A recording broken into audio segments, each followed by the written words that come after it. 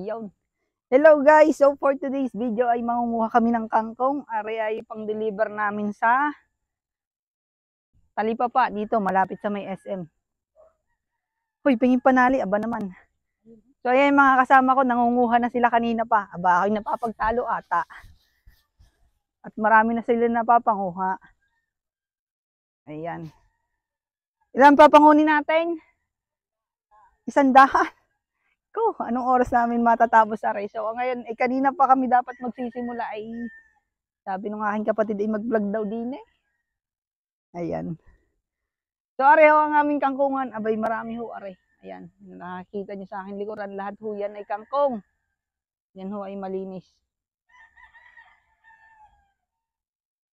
Abay tika muna. Tumayo ka naman ng camera ka. Ayan. So simula doon sa may puno ng niyog na yun ay kangkong. Ayan. So ang target namin panguhanin ay 100 daw. Aba, dami ah. Mapapalaban na naman tayo nito. Ay tagaktak na naman ang ating pawis. Tayo magpalagay na ng panyo at tayo magsisimula na. Ayan. Teka muna, vloggeries yan. Kita nyo yan, ipapakita ko muna ang kangkong. Aba, ayan ang kangkong, apakagaganda. Teka muna, at ang aking camera ay nagluloko. Ala, ari na. Pwede na ari. Kasi parang tanga yung itsura ko, dinin mo kasi mangkwepweng. Abay, hindi ako papayag na ganong itsura ko. Ari, may sombrero kong dala. Teka muna, ba't walang tubig ang ating kangkungan? Init. Pucha. Mamaya ako magsusombrero. Abay, teka muna, ako nangunguha na. Ay, dyan na kayo. Panoorin nyo na lang ako habang ako'y nangunguha.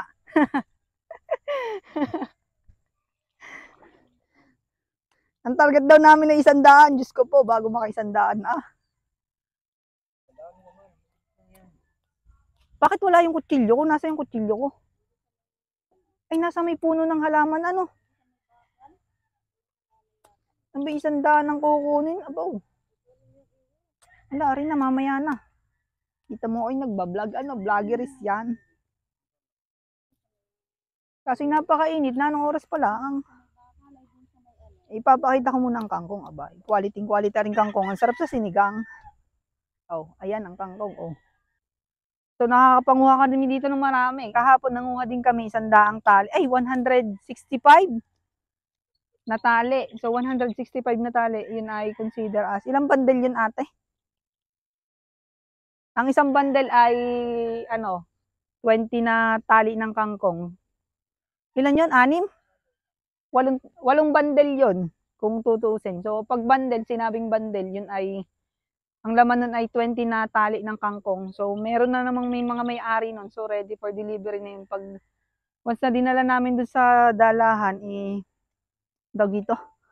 Pag dinala namin doon, kukunin na nila at ibebenta na nila. So mabilis lang naman maubos yung kangkong kasi siyempre masarap pang lahok sa mga lutuin katulad ng sinigang. Ano tawag dito? Ano pa niluluto na nilalagyan kangkong? Tokwat kangkong. Adobo. Ito guys ay fresh na fresh. Ano, hindi naman to ano. Wala. Ito talaga isa palayan nakatanim. Ayan. Papakita ko sa inyo yung palayan. Ayan, gilid yan ay palayan. Ayan, puro palayan yan. By vloggeries na tayo. By the way guys, ay huwag nyo na makalimutan mag-subscribe at nakakahiya naman din mag-video na mag-video. Pinagtitinginan kami dito. Ayan. Allah. Yan, akin na yung kutsilyo ko. Baka mga taga na rin, hindi akin.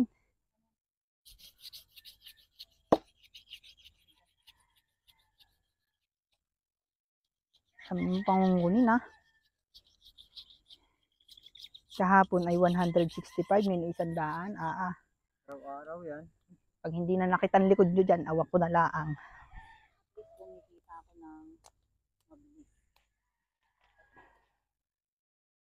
Tara na, bilisan nyo na mga uhat. Time stop na. Ang oras na. Ang oras lang ha. Dalawa ka dyan. 100 talaga yun. 2 oras lang daw kami mga nguha ay.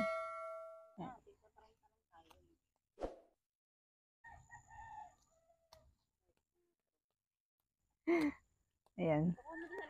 So ito, malapit na makapagtali. So, tatalian natin. Ang pangtali natin dito ay rubber band para naman maganda. Nakaka-attract ng mamimili pag ganun. Baw, ang init.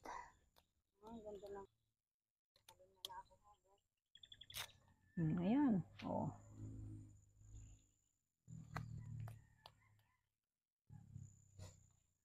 Araw-araw, ano? 100 tali, 7 pesos nga pala guys ang isang tali na rin, ano, pag di ni kukunin. Ikaw na, mangunguha lang, ani. Libre na, pag gano'n, ikaw ang mangunguha din eh. Pag kami ang mangunguha, siyempre, pababayaran na, ba? Lugi kami sa paglusong, bagay may linta. Malalaki ang linta din eh, gadaliri. Yak.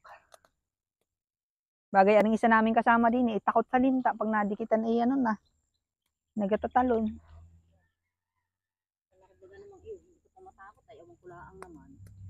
At yan, daming linta dito ngayon, ano? Tigre yung linta dito, ang tawag doon, ano may tawag doon sa lintang yun eh, hindi katulad ng isang linta na kulay brown lang, na mapula-pula.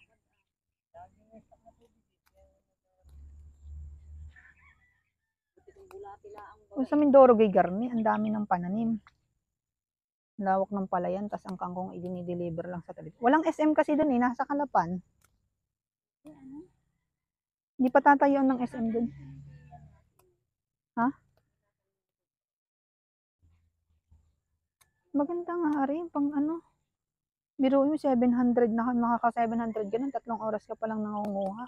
4, okay sa nagtatrabaho ka ng 8 hours. Yun nga lang, wala kang health benefits dito. Pag nagkasakit, edi bahala ka na. 3 oras ka lang naman mangunguha. O ba? 3 hours, meron ka ng 800. Abay, anong init. Nung oras naga, alas 7. Alas 7 pa lang ng umaga guys. Siyempre, mga alas 5, gising na kami, nagkakape. Abay, naisipan ko mag-vlog. Ayan. Hindi kanina kasi, tinitingnan ko yung patola. Ang dami ng bunga.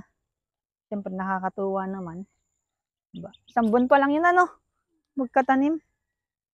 May papakita pa pala ako sa inyo guys. May okra kami tanim dito sa gilid. Sa konting sitaw. Eh, hindi pa namin nagagamasan yung okra. Eh, siyempre, sa susunod na yun at marami kaming gawain. Bago kami matapos dito itanghali na rin. Siguro mga alas 10 or alas 9. Tapos na kami dito. Sigurado ko 100 tali. Ang dami. Nakakatatlo pa lang ako, uy. Kaya yan. Ang daming irin. Abay. Siyempre, pag kinuha mo yung kangkong, eh, tatanggalin mo yung mga madidilaw na dahon. Ayan.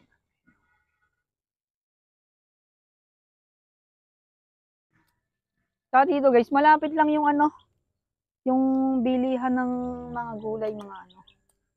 Mga 20 minutes nandun ka na. Pwede nga lakarin minsan eh. Kaso pag magdi-deliver ka na, siyempre, marami kang dala na rin. Abay, alangan naman maglakad ka, ibalda.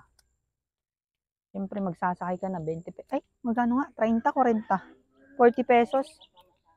Dahil mahal na ang gasolina, abay, 40 pesos. Dati, 20 pesos lang ano. Dati 20 pesos lang nung okay, ano pa, mga year 2017, 2018 yun. 20 pesos lang ang pamasahin, nandun na kami sa may SM. So, malapit sa kasi sa may SM yung pagdi-deliveran nito. Parap lang ng SM Lucena. Ayun. By the way, located kami dito sa Quezon Province, so Lucena. Ayan. Mga gustong umorder din eh, ay ba, punta lang kay din eh. Fresh from the farm, aba.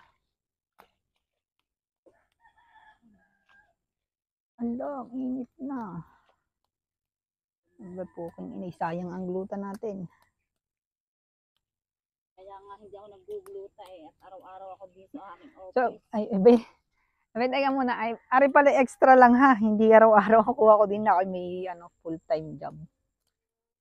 Pag Sabado at Linggo, yan, umuwi ako dito para makapanguha ng gulay.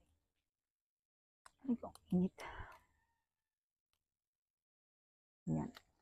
So, nakaka-4 na tali na tayo. Aba, konti na lang. Dami-dami pa yun. Ayan, oh. So, meron din tong mga ano, halimbawa, pangit na yung kangkong, i-sprayin mo, or mga pesticide. Siyempre, hindi naman mawawala yung pesticide pag marami ng uod.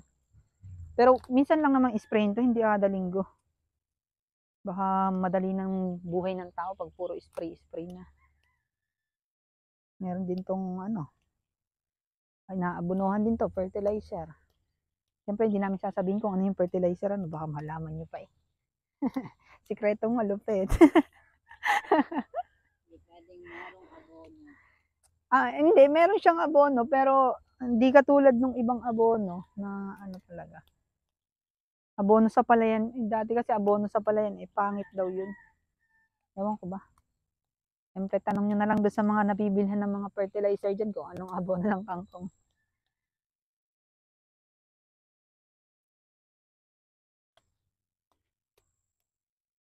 Mabilis naman, saka mabilis tumubo aray. Halimbawa ngayon nanguha kami linggo. Anong date ngayon? October 8. October 8 ngayon. Halimbawa, 3 days to 4 days, pwede na ulit kayong manguha. So, tuloy-tuloy to hanggat napapangunan mo, lalong gumaganda. Tas, dapat continuous yung tubig. Pag nawalan to ng tubig, Diyos ko po, napangit. Diba? Kailangan ay dinidiligan. Ang tawag dito? May water supply talaga dapat. So, meron ditong irrigation kasi nga may mga palayan dito sa paligid. Paligid tuloy. Ito yung palayan. So, dapat may tubig lagi. Halimbawa, 3 times a week patubigan or kahit araw-araw. Kung gusto nyo, continuous talaga. Mas madaling lumaki yung kangkong. Kaso dito ay may mga taong nagtatanggal talaga nung yung harang dun sa irrigation kasi nga siyempre, hindi lang naman kami yung gumagamit nun, diba?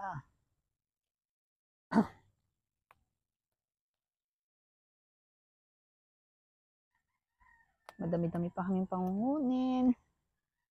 100.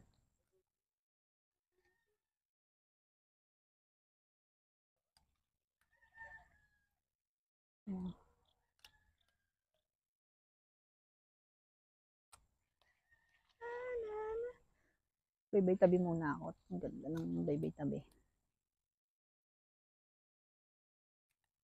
Ayun.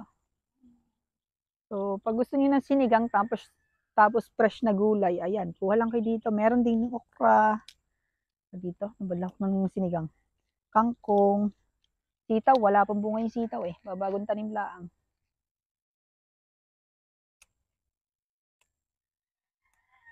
Kahit gaano kadaming kangkong ang ilagay nyo sa sinigang, magtatai kayo sa kangkong din eh. Ayun, ibang putahin ng kangkong. Adobong kangkong. Tokwat kangkong. Aba Ayun, baboy at kangkong. Pinakamasarap talaga isinigang sa kangkong. Tapos fresh na fresh pa.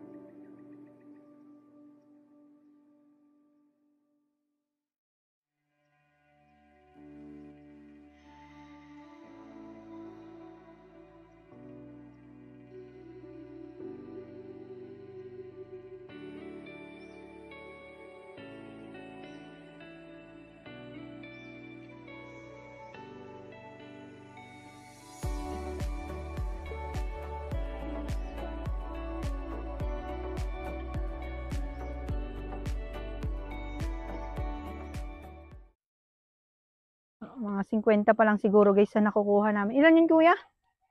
Nasa planggana? Wala pang 50 ang nakukuha natin.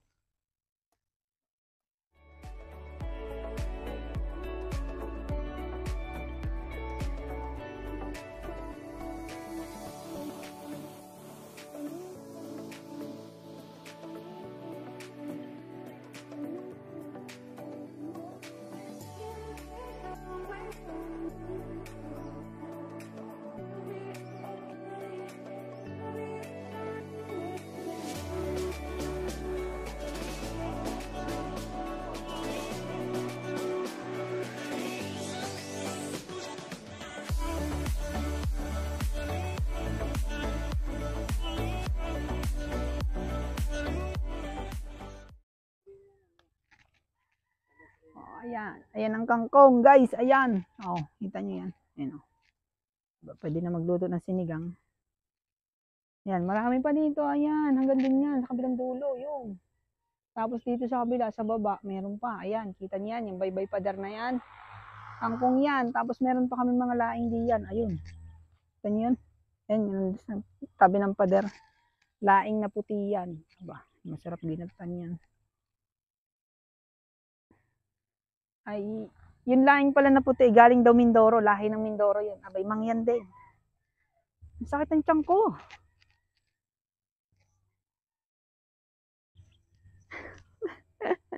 Nakakatuwa naman na rin kangkong nari. Hoy, bilisan nyo di yan at sayang ang pinabayad ko. Ano ga?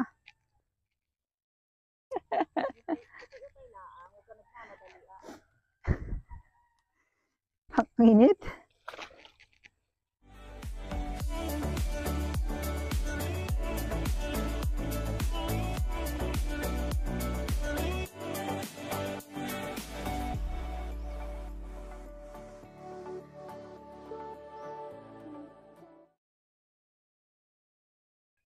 So ayun guys, tapos namin manguha and ngayon kukunin ko na lahat yung mga kangkong na pinanguha namin. Ayan, nakahilera siya dyan sa gilid.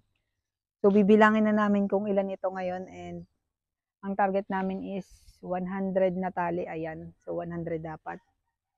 So panoorin nyo na lang habang ako ay nangunguha dyan sa gilid. Ayan. So, aray ko, lalim. Napakalalim naman din eh. Saka ako na lang bibilangin, ipunin ko muna. Kasi meron namang planggana na lagayan.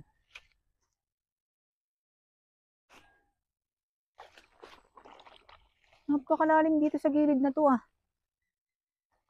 Jackpot guys, ang dami nito oh. Pera na to mamaya.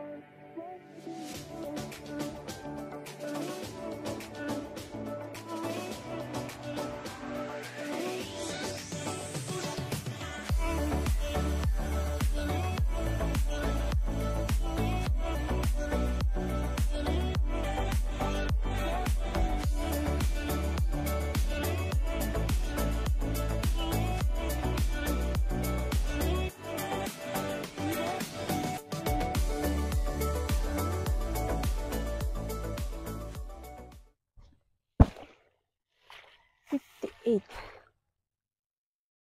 62. 64.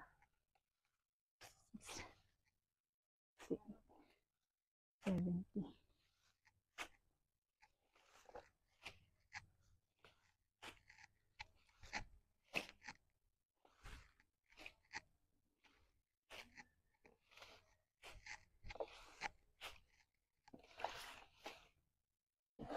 90.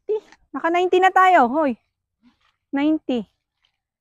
10 na lang ang kukunin. Ayun, naka 90 na kami. 10 na lang, 100 na. Sobrang init. 1 oras lang yun, guys. Init. Hoy, kayo na lang kukuha dyan, ha. Dito, hoy. Ako ang bubuhat. Lagyan mo dito. Yan. Silidan mo na yan.